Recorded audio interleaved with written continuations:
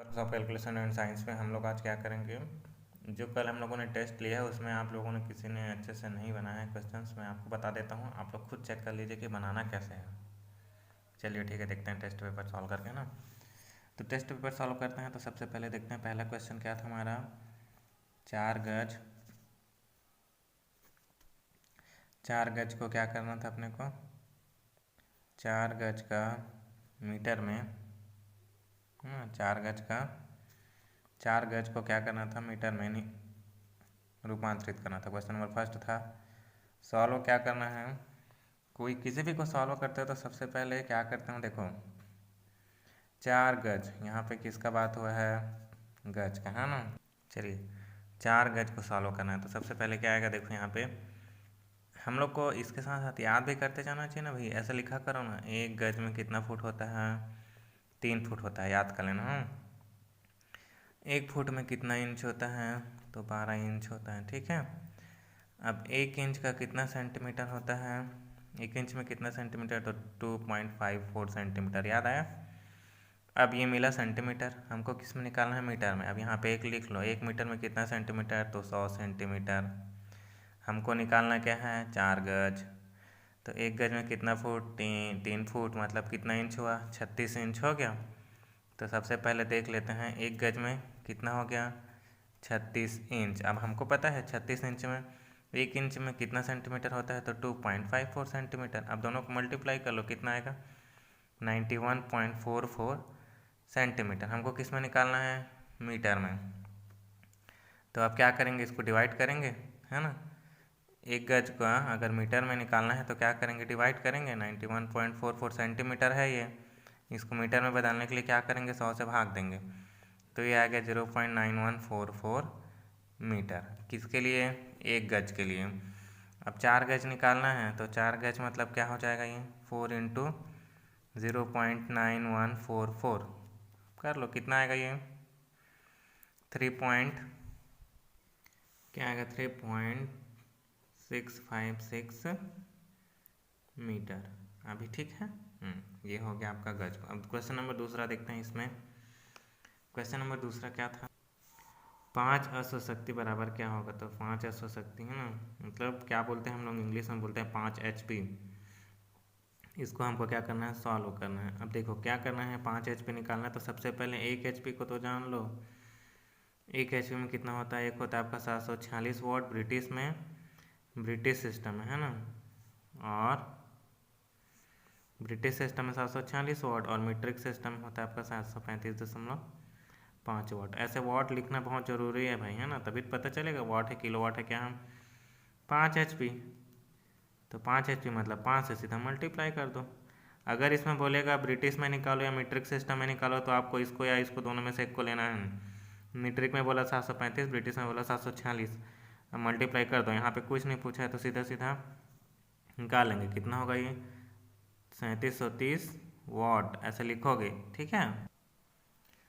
5/6 question number third था। 5/6, 7/12, 17/18 और 2/3। अभी आप लोग स्टार्टिंग से पॉइंट को सिस्टमेटिक ढंग से लिखते हैं, ठीक है। सॉल्व करेंगे तो सबसे क्या करेंगे, पहले देख लो क्या क्या दिया है। सीधा सीधा 6 दिया है, नीचे में हर में 12 दिया, 18 दिया है और 3 दिया। इसका LCM आप लोग निकाल लेना, मैं डायरेक्ट बता देता हूँ। इसका LCM निकालोगे तो कितना आएगा,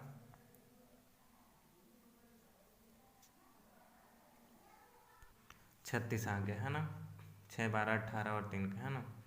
LCM कितना आ गया आपका, 36। अब क्या करते हैं हम, इसको देखिए।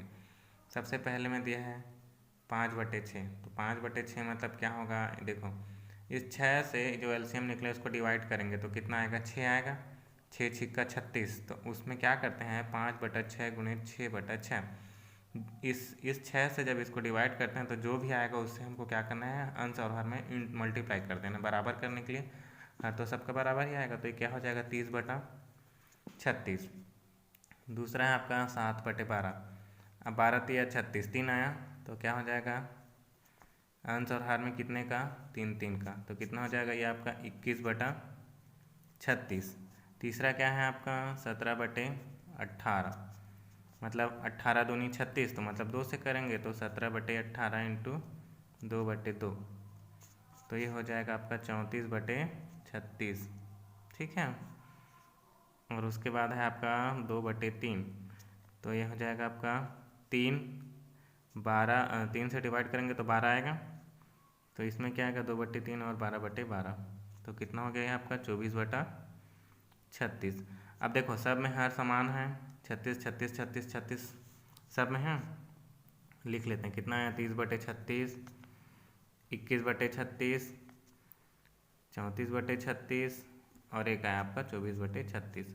अब क्वेश्चन को पढ़ो, बोला है अवरोही क्रम, बोला है अवरोही क्रम मतलब क्या होता है आपका घटते क्रम में लिखना है। घटते क्रम में अवरोही मतलब क्या होता है घटते क्रम, और आरोही मतलब होता है आपका बढ़ते क्रम। तो घटते क्रम में क्या होगा, तो सबसे बड़ा को पहले देखो क्या है 34/36 लिखेंगे, ठीक है।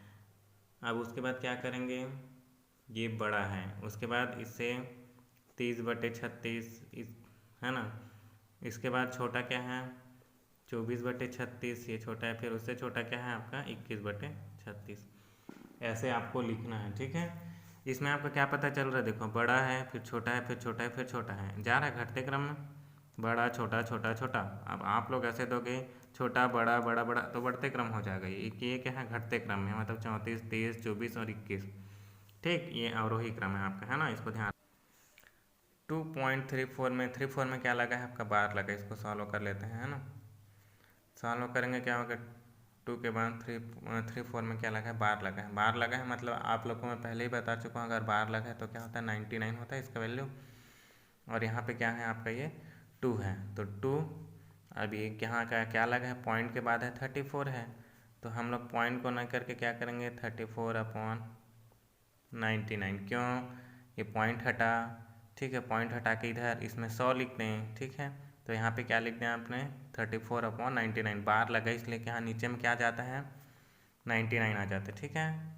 समझ में आया, किसी कुछ डाउट होगा तो बता देना, ठीक। इसका मतलब देखो अगर ये ऐसे रहता 2.34, अगर बार नहीं लगा है तो अब हम लोग कैसे लिखते हैं इसको 234/100 लिखते हैं कि नहीं लिखते, आया 100। तो यहाँ पे पॉइंट के बाद 34 है, ऊपर में बार लगा इसलिए यहाँ पे क्या आएगा आपका 99 आएगा, ठीक है। बार लगा रहता है तो 99 लेते हैं, ठीक है। अब यहाँ पे दशमलव के बाद 2 अंक है इसलिए 99, अगर 1 अंक रहता है तो क्या लेते हैं सिर्फ 9 लेते हैं, ठीक है। ओके, क्वेश्चन नंबर 5 देखते हैं अब इसके आगे, है ना।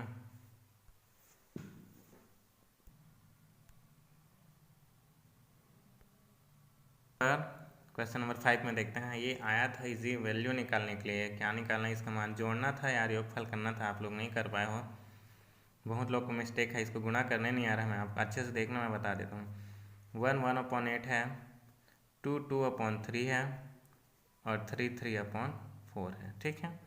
सब में क्या लगा है 1 सही 1/8, 2 सही 2/3 और 3 सही 3/4। तो इसमें सबसे पहले क्या करते हैं, ये 8 का मल्टीप्लाई 1 से करेंगे, तो 1 × 8 + 1/8, और कुछ है नहीं है। चलिए इसमें क्या है 3 × 2 + 2/3 प्लस ये क्या हो जाएगा आपका 3 × 4 + 3/4 हो गया। अब चलते हैं देखते हैं, ठीक है, आगे। तो क्या हो जाएगा 1 × 8 8 + 1/8 हो गया। ये हो जाएगा आपका 6 + 2/3। अब ये हो जाएगा आपका 12 + 3/4। अब जोड़ लो 9/8 आया, 8/3 आया, 15/4 आया। अब ये 8 3 और 4 का लघुत्तम ले लो, तो लघुत्तम लोगे तो जैसे पता चल रहा है 4 और 8 है मतलब 8 या 24 आएगा, इसका लघुत्तम ले लेते हैं, चलो 24। अभी जो लघुत्तम लेते हैं तो 8 इसको डिवाइड करेंगे तो 8 या 24 और उसका मल्टीप्लाई हो जाता है ऊपर में 3 आ गया, 3 8 24 मतलब 8 × 8 हो गया। अब 4 है, 4 6 24 तो कितना हो जाएगा 15 × 6। जो हर में रहता है उससे इसको डिवाइड करना पड़ता है जो लघुत्तम लेते हैं, तो है ना, यहाँ पे लिख लेना 8 3 और 4 का एलसीएम लेंगे तो कितना आएगा 24, ठीक। अब इसको मल्टीप्लाई कर लो 27 हो गया, 64 हो गया, 15 6 90 हो गया बटे 24। जोड़ लो कितना आएगा भाई, कितना आएगा 9 × 3 = 27 मतलब 7 4 11 का 1 हो गया और ये आपका 2 6 8, 8 और 9 17, 171/24। ठीक, ये आपका आंसर आएगा। अब इसको अगर आप लोग चेंज करोगे तो सही बटा में चेंज कर सकते हो इसको, ठीक है। क्वेश्चन चेक कीजिए, 1/0.04 दिया है ना, इसको हमको साधारण भिन्न में बदलना है, इसको सॉल्व करना है, ठीक है। तो क्या हो जाएगा ये, इसको देखिए, पॉइंट के बाद 2 0 लगा है, मतलब क्या हो जाएगा, अब इस पॉइंट को हम दशमलव को हटाना है तो क्या करेंगे, ऊपर में 100 ले लेते हैं और नीचे में भी 100 से गुणा कर देते हैं। चलो आप लोग को ये चीज़ बता देता हूँ, ठीक। अगर मैं 100 और 100 को डिवाइड करूँगा तो मेरे को 1 बटा इतना ही मिलेगा, 1/0.04 मिलेगा कि नहीं मिलेगा, ध्यान से सुनना है ना।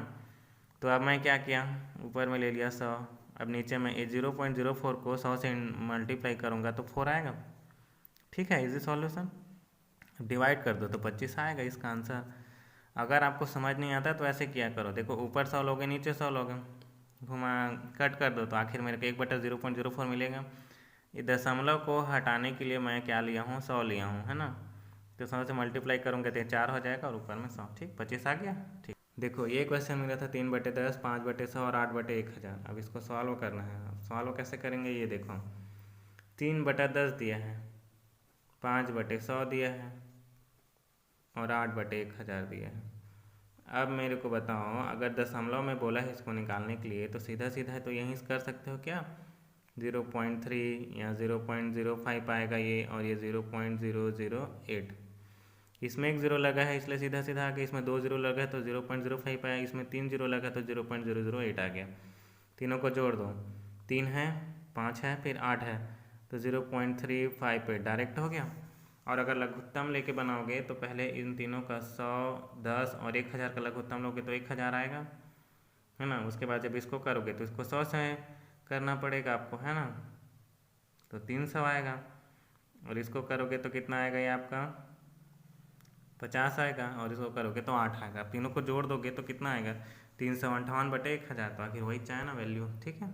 देखिए ये क्वेश्चन आया था, ये आपका यहाँ के नहीं कंपटीशन एग्जाम में भी आता है, इसको आपको तो बहुत अच्छे से पढ़ना चाहिए। ये आपका बॉडमॉस का नियम है भाई, उसमें लगेगा।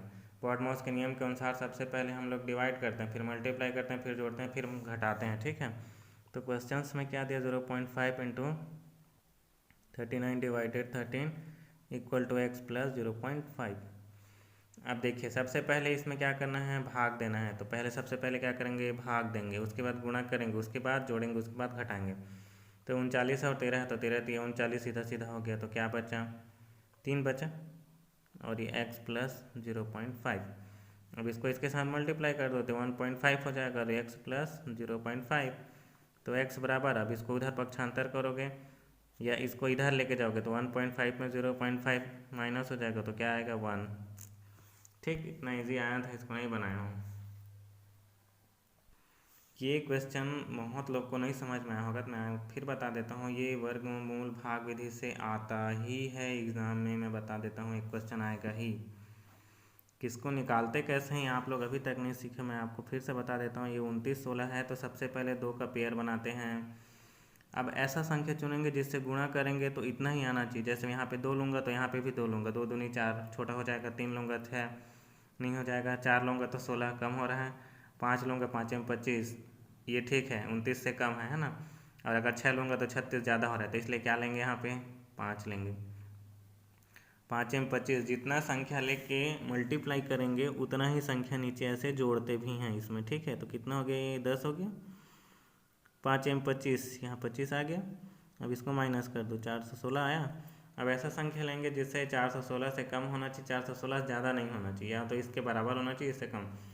अब यहाँ पे देख लीजिए, 2 रखोगे तो 102 × 2 कम हो जा रहा है, 3 में भी कम हो जा रहा है। 4 लेके देखते हैं, 4 में है ना, यहाँ पे 4 लेंगे तो नीचे 4 जोड़ना भी पड़ता है, ठीक है।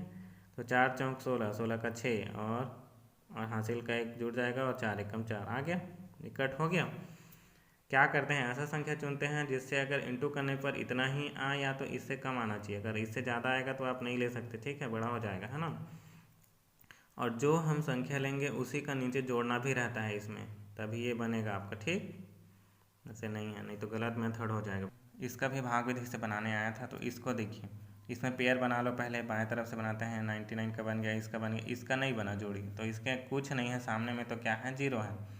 अब 1 लेंगे तो कम हो जाएगा, 2 लेंगे, 2 दूनी 4, 2 में आ रहा है तो क्या लेंगे, पहले 2 लेंगे। ठीक, नीचे 2 जोड़ेंगे तो ये हो जाएगा आपका 4 और ये हो जाएगा आपका 4, तो ये दोनों कट जाएगा।